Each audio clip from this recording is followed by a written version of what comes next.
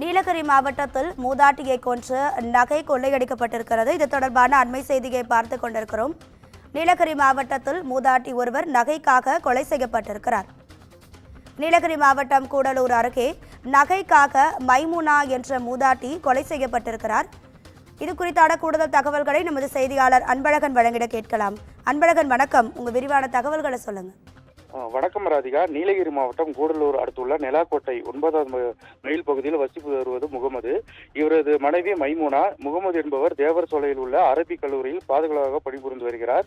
இந்த நிலையில் நேற்று இரவு வேலையை முடித்துவிட்டு முகமது வீடு திரும்பிய போது வீட்டின் உட்புறம் கதவு பூட்டப்பட்டிருந்ததால் நீண்ட நேரமாக கதவு தட்டியும் திறக்கப்படாதால் முகமது வீட்டின் பின்பக்கம் உள்ள கதவினை உடைத்து உள்ளே சென்று பார்த்துள்ளார். அப்போது மைமுனா ஆயுதங்களால் தாக்கப்பட்டு ரத்த வெள்ளத்தில் உயிரிழந்த நிலையில் சடலமாக கிடந்துள்ளார்.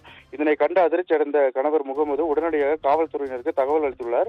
பின்னர் சம்பவ இடத்திற்கு வந்த காவல்துறையினர் ஆய்வு மேற்கொண்டதில் மைமுனா கொடூரமாக தாக்கி காது மற்றும் கழுத்தில் அணிந்திருந்த நகைகளை மற்றும் திருடி சென்றது தெரிய வந்தது. இதனை அடுத்து கொலை மற்றும் கொள்ளை சம்பவம் குறித்து காவல்துறையினர் முதற்கட்ட விசாரணையில் தெரிய வந்துள்ளது. இந்த நிலையில் குற்றவாளியை ஈடுபட்ட நபரை காவல்துறையின் தேடும் பணியில் தீவிரமாக ஈடுபட்டு வருகின்றனர். கொலை மற்றும் கொள்ளை சம்பவத்தால் அப்பகுதியில் பெரும் பரபரப்பை ஏற்படுத்தியுள்ளது. ராதிகா, உங்க தகவல்களுக்கு நன்றி அன்பழகன்.